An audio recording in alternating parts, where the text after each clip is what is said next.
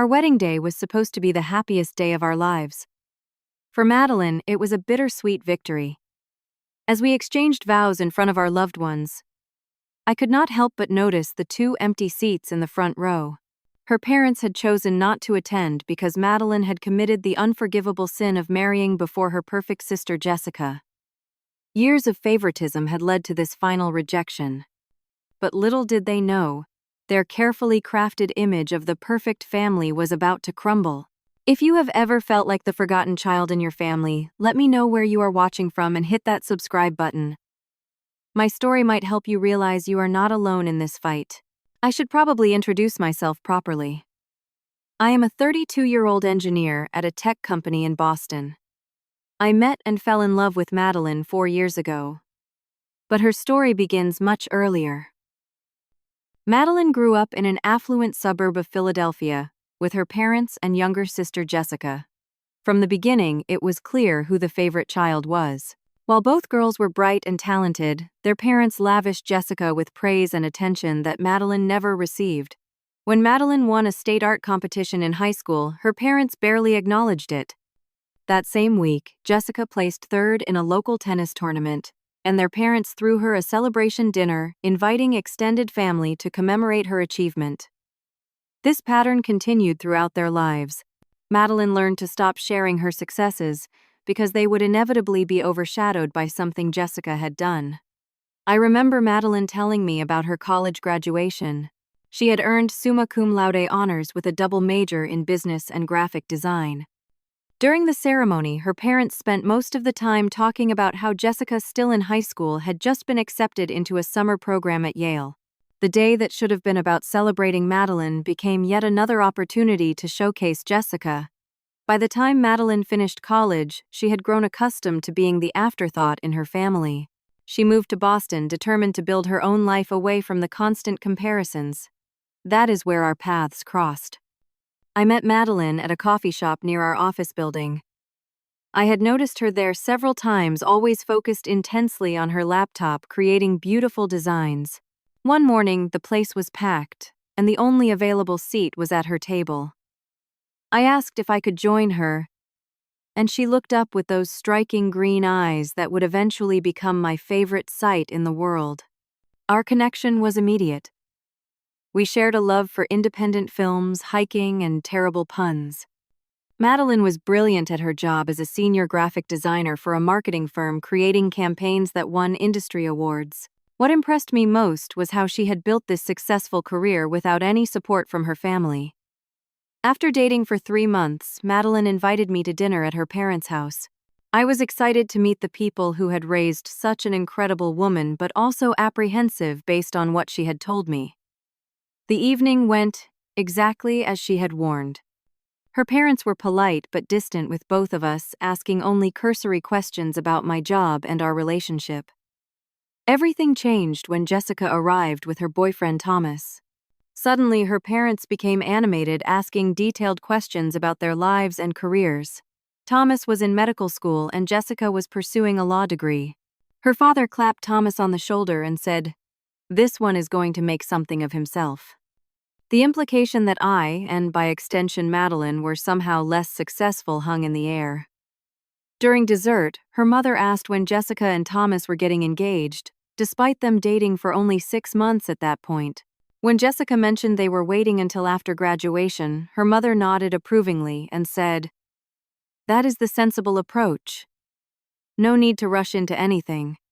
She glanced meaningfully at Madeline and me as she said it. On the drive home, Madeline was quiet. When I asked what she was thinking, she simply said, "That actually went better than I expected."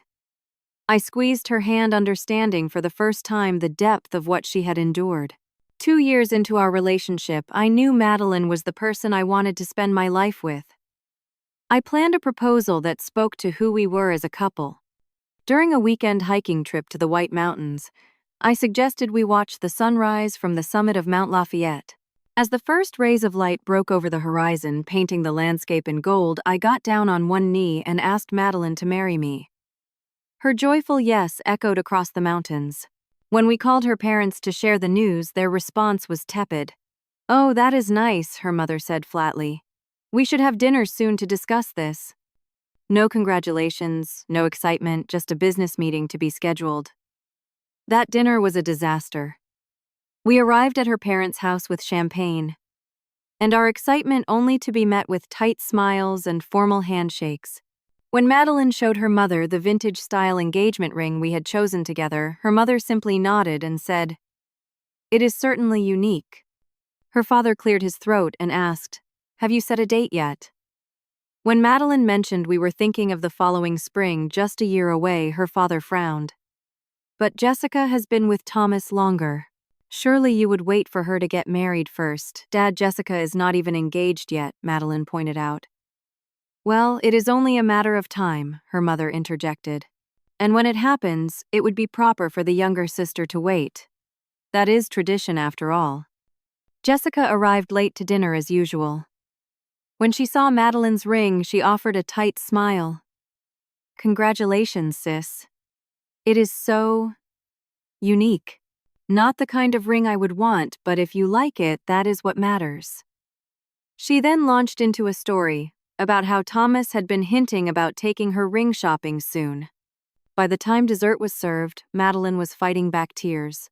Her mother noticed and said, "Darling, perhaps you should consider a longer engagement. Give yourself time to make sure this is what you really want. There is no need to rush."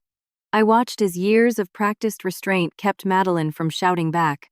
Instead, she quietly said, "We are getting married next spring.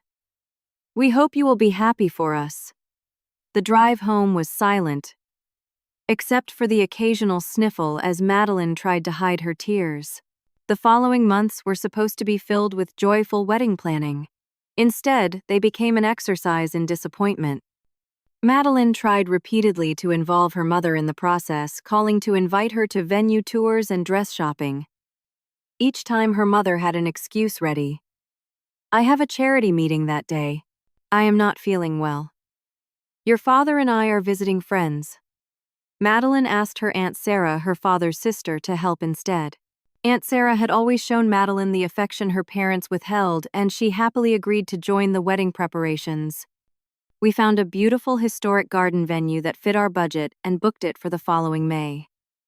Just 1 week after we put down our deposit, Jessica called Madeline with news. Thomas had proposed during a weekend trip to the Hamptons with a 3-carat diamond ring. Before Madeline could even congratulate her sister, Jessica announced they had set their wedding date for November of the following year, 18 months away. That night, Madeline received a call from her mother.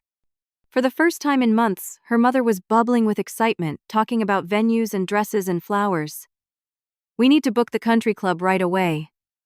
They fill up years in advance for weddings," her mother gushed. "Your father and I have been saving for Jessica's wedding since she was born. We want it to be absolutely perfect." The unspoken comparison hung in the air. There had never been a wedding fund for Madeline. There had never been this excitement about her engagement. Madeline ended the call feeling like a ghost in her own family, invisible and irrelevant. 2 weeks later, her mother called again, this time with a suggestion. "Darling, your father and I have been thinking. Wouldn't it be lovely if you postponed your wedding until after Jessica's? That way we could focus all our attention on each of you separately." Translation: Jessica deserves the spotlight, and you are stealing it. Madeline's bridal shower, organized by Aunt Sarah, became an uncomfortable affair when relatives began to notice her parents' lack of involvement. "Where is your mother today?" one cousin asked innocently. "Is she helping with Jessica's engagement party? I heard they rented out half the country club for it next weekend." Later that evening, after everyone had left, Madeline broke down in my arms. "Maybe they are right," she sobbed. "Maybe we should just wait until after Jessica's wedding. At least then they might actually show up to mine." I held her as she cried, anger building in my chest toward the people who should have protected and cherished this incredible woman, but instead had spent a lifetime tearing her down. The breaking point came during a family dinner, 2 months before our wedding. Invitations had been sent. Deposits paid, plans finalized. Madeline's father waited until coffee was served to bring up the wedding again. "We have been discussing this as a family," he began, notably excluding Madeline from family. "And we think it would be best if you reconsidered your timeline." "What does that mean, Dad?" Madeline asked, though she already knew. "If you insist on getting married before your sister, we cannot support this wedding. It is disrespectful to the family order." "Family order," Madeline repeated incredulously. "I have waited my whole life for your approval. I have watched you celebrate every tiny thing Jessica has ever done while ignoring my accomplishments. And now I cannot even get married when I want to." Her mother reached across the table as if to pat Madeline's hand, then thought better of it. "This is just another example of you being selfish, dear. Always thinking of yourself instead of the family. Jessica has always known her place." Madeline stood up, her chair scraping against the hardwood floor. "My place.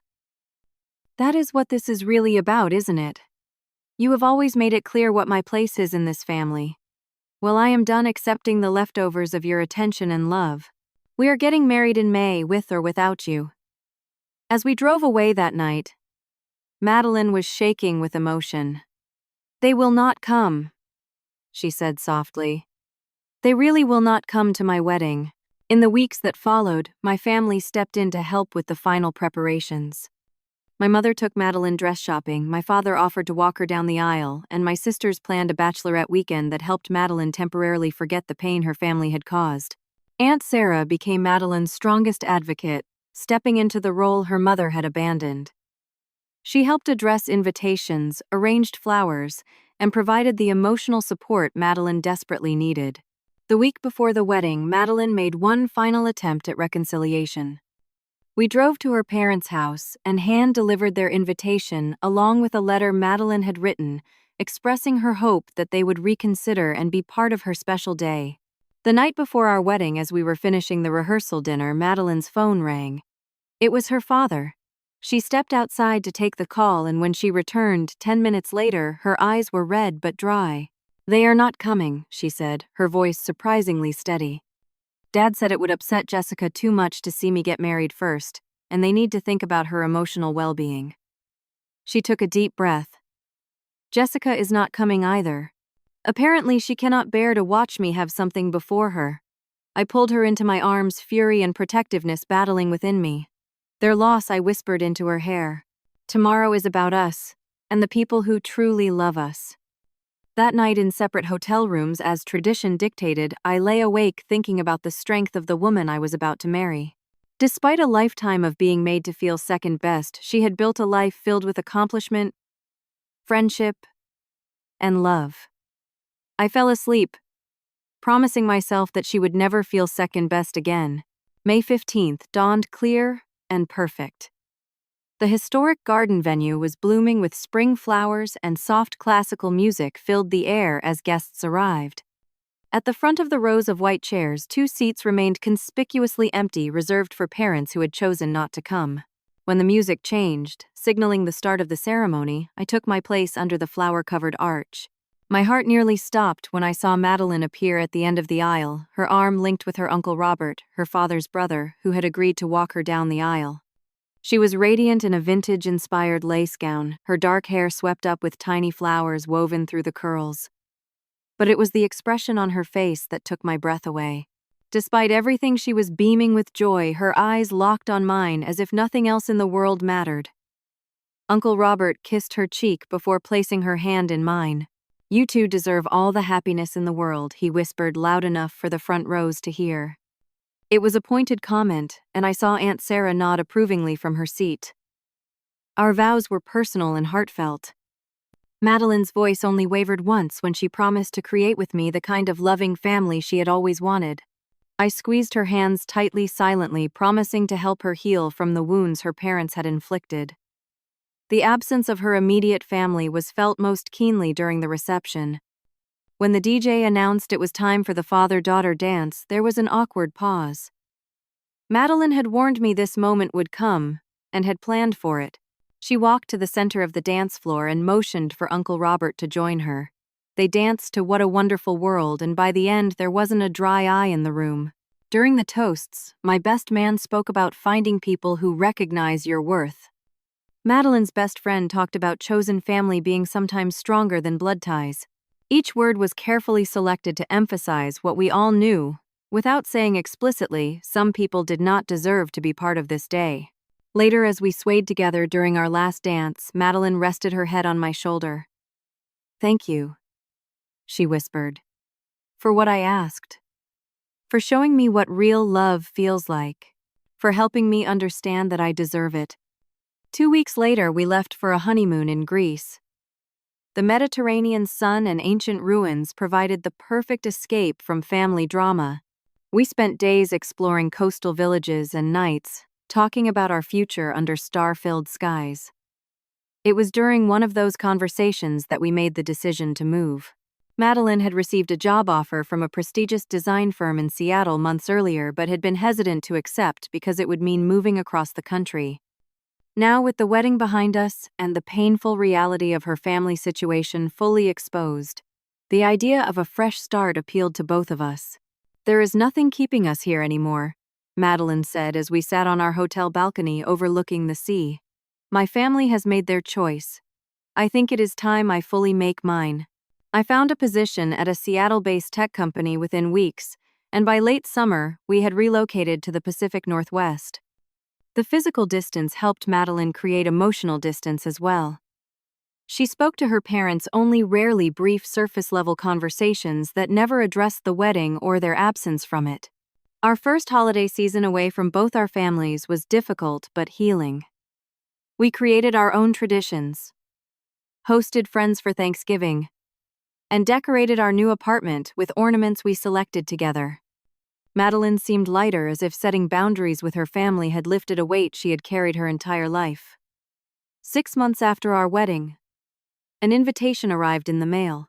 Thick cream-colored cardstock with gold embossing announced the wedding of Jessica Marie Anderson to Thomas James Whitney at the Philadelphia Country Club. The event promised to be everything Madeline's parents had wanted for a daughter's wedding: extravagant, traditional, and socially impressive. "Are we going?" I asked, watching Madeline's face carefully as she read the invitation. She was quiet for a long moment before answering. "I think we should. Not for them, but for me. I need to see this through." Jessica's wedding was every bit as lavish as expected. The country club ballroom was transformed with thousands of white roses and crystal chandeliers. A string quartet played as guests arrived in formal attire, air-kissing and comparing vacation homes. Madeline's parents saw us enter but made no move to approach. Her mother nodded stiffly from across the room before turning back to a conversation with who appeared to be Thomas's mother. It was Aunt Sarah, who rushed over to embrace Madeline. "I am so proud of you for coming," she whispered. "It takes real strength to show up when no one would blame you for staying away." The ceremony was traditional and impersonal, nothing like the heartfelt vows Madeline and I had exchanged. Jessica looked beautiful but tense in a designer gown that probably cost more than our entire wedding. Thomas appeared distracted, checking his watch twice during the short ceremony. At the reception, we were seated at a table far from the wedding party, with distant cousins and friends from college. Madeline maintained a gracious smile throughout dinner, making conversation and deflecting questions about why her parents had been so absent from her own wedding 6 months earlier. The true nature of the event became clear during the speeches. Madeline's father stood champagne in hand and began. "Today is a momentous occasion for our family. We are finally seeing our daughter married to a man worthy of her." Madeline flinched beside me. The word finally hung in the air, as if Jessica was their only daughter, as if Madeline's marriage did not exist or matter. Her mother's speech was worse. "Jessica has always been our perfect girl, doing everything right and in the proper order. Today marks the beginning of the perfect life she deserves." When it was time for family photos, the coordinator approached our table. "The bride's immediate family only for these shots," she said apologetically to Madeline. We watched as her parents beamed next to Jessica and Thomas, the picture of proud parents with not a hint of shame for excluding their other daughter. Madeline squeezed my hand under the table. "Take me home," she whispered. We slipped out during the cake cutting unnoticed by her parents, who were too busy playing their roles in the perfect family portrait they had created. 6 months after Jessica's wedding, we flew back to Philadelphia for Madeline's father's retirement party. It was a reluctant trip, but Madeline felt obligated to make an appearance. The event was being held at the same country club that had hosted Jessica's wedding, another reminder of the disparity in how the sisters were treated. We arrived to find the usual suspects in attendance: family, friends, business associates, and relatives who had witnessed the ongoing favoritism for years but never intervened. Jessica and Thomas were already there, her sister looking uncomfortable in a tight-fitting dress that showcased what appeared to be a small baby bump. As if on cue, Jessica clinked her glass during the first course, calling for attention. "Thomas and I have an announcement," she said, her smile not quite reaching her eyes. "We are expecting Mom and Dad. You are finally going to be grandparents." The room erupted in congratulations. Madeline's mother burst into tears of joy, and her father clapped Thomas on the back so hard he nearly spilled his water. No one seemed to notice that Jessica did not look particularly happy about her own news. Later, as guests mingled after dinner, I lost track of Madeline in the crowd. I found her in the hallway outside the bathrooms, her face pale and expression troubled. "What is wrong?" I asked, immediately concerned. "I just saw something I was not supposed to see," she said quietly. "Thomas is having an affair. I just saw him kissing one of the servers in the storage corridor. It was definitely not innocent." "Are you sure?" I asked, though I had my own suspicions about Thomas's character. Madeline nodded.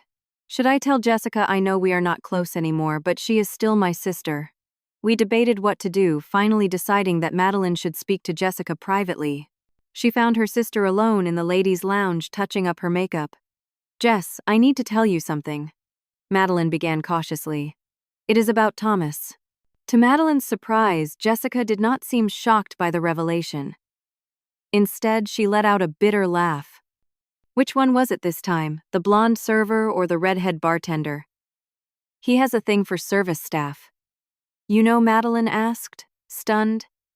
Jessica sank onto the velvet bench, suddenly looking exhausted. "Of course I know. I have known since before the wedding. Why do you think I was so desperate to get married quickly? I found out I was pregnant, and Mom and Dad would have died of shame if I had a baby out of wedlock. But at the wedding, everyone acted like you and Thomas were this perfect couple," Madeline said, trying to make sense of the revelation. "That is what Mom and Dad needed everyone to believe. Perfect daughter, perfect husband, perfect life." Jessica's voice cracked. "Do you have any idea what it is like being their perfect child? The pressure never stops. At least you got to escape it. They wrote you off, but they expect everything from me." "Escape it," Madeline repeated incredulously. "Do you have any idea what it felt like being ignored my entire life? Watching them dote on you while treating me like I was invisible."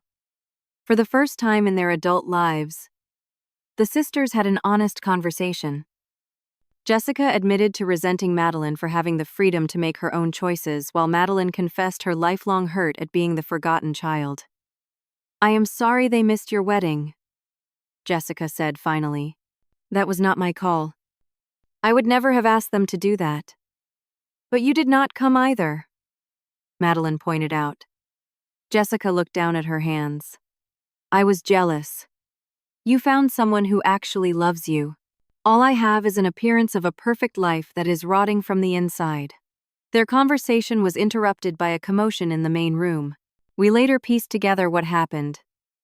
Thomas, drunk on expensive scotch, had been caught in another compromising position, this time with a guest's wife. The confrontation had turned physical, with Thomas shouting accusations about being trapped in a loveless marriage for appearance's sake. By the time Madeline and Jessica returned to the party, the carefully constructed facade of family perfection was shattering in real time. Thomas was being escorted out by security.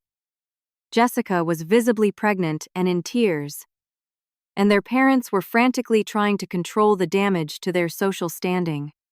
"This is your fault somehow," Madeline's mother hissed when she spotted us watching the scene unfold.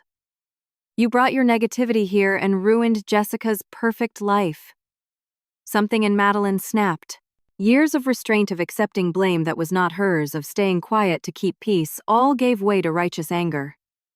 "My fault," she said, her voice surprisingly calm but carrying across the now quiet room. "How exactly is your golden child's husband cheating on her my fault? How is Jessica's unhappiness my doing? Maybe, just maybe, it is time you looked at the perfect family you created and see it for what it really is, a lie built on appearances and pressure." I stood beside Madeline, proud of her strength but letting her fight her own battle. This was her moment of reckoning with her parents, and she deserved to own it fully. "How dare you speak to us that way?" her father sputtered. "After everything we have done for you." "What exactly have you done for me?" Madeline asked. "You missed my wedding because I refused to postpone my life for Jessica's. You have overlooked every accomplishment I have ever had. You have made me feel like an outsider in my own family since I was a child." "That is not true," her mother protested weakly, looking around at the guests who were now witness to the family's dirty laundry being aired. "It is true," Jessica said, suddenly moving to stand beside Madeline. "You have always treated her differently. I saw it growing up, but it benefited me, so I never said anything. That was wrong of me." The sisters, standing together, created a powerful image, one that their parents had never anticipated facing. The united front cracked something in their father's stern demeanor. "We did what we thought was best," he insisted, but his voice lacked conviction. "We had expectations." "Your expectations are why your perfect daughter is in a sham marriage, and your ignored daughter barely speaks to you," Madeline said. "I am not here to cut you out of my life. I am here to tell you that if you want a relationship with me, moving forward, things need to change. We need family therapy, and you need to acknowledge the damage you have done." Her mother broke down in tears, the public nature of the confrontation finally breaking through her carefully maintained composure.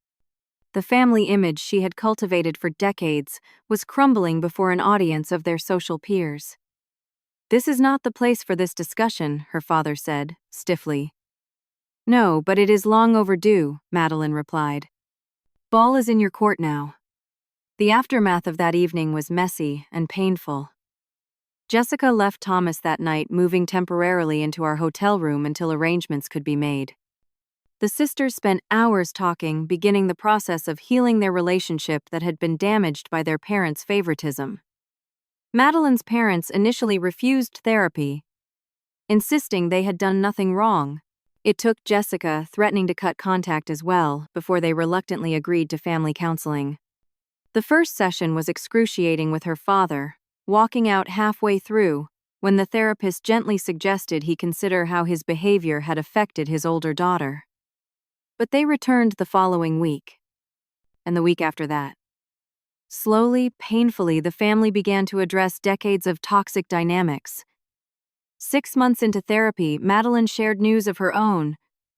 "We were expecting our first child." The announcement was met with mixed emotions. Her parents immediately began talking about nursery colors and names, as if trying to get it right this time around.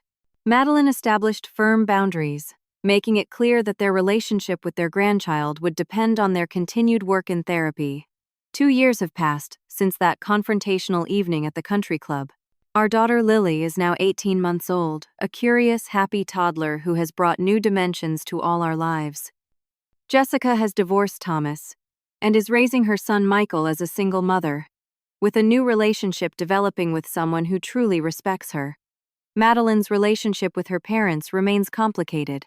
There are good days when her mother calls just to chat about everyday things, and her father sends articles about design that made him think of her work. There are also difficult days when old patterns emerge and therapy sessions become tense battlegrounds of accusation and defense. Forgiveness has come in small increments. Madeline has learned that she can forgive without forgetting that she can allow her parents into her life, without giving them the power to determine her worth. She has discovered that breaking the cycle of favoritism and emotional neglect requires constant vigilance and honest communication. The perfect family image my in-laws projected for so long has been replaced by something messier but more genuine. Family gatherings are occasionally awkward, sometimes emotional, but always authentic in a way they never were before. Madeline has grown from an insecure daughter constantly seeking approval into a confident mother and professional who defines success on her own terms. The journey has not been easy, but it has been necessary. As we put Lily to bed each night, Madeline often whispers the same promise: "You will always know how loved you are exactly as you are." It is both a commitment to our daughter and a healing balm for the child Madeline once was. What have we learned from this painful family transformation? That appearances often mask deep dysfunction. That standing up for yourself may cause temporary chaos but leads to lasting peace. That family is not just about blood but about who treats you with love and respect. Most importantly, we have learned that it is never too late to demand better from the people who should have loved you best, and it is never wrong to create boundaries that protect your heart. Have you ever had to stand up to family members who treated you unfairly? How did you handle it? Let me know in the comments below. If this story resonated with you, please hit that like button and subscribe to hear more real-life experiences. Share this video with someone who might need to know they are not alone in their family struggles. Thank you for listening to my story. And remember, sometimes the families we create are more perfect than the ones we were born into.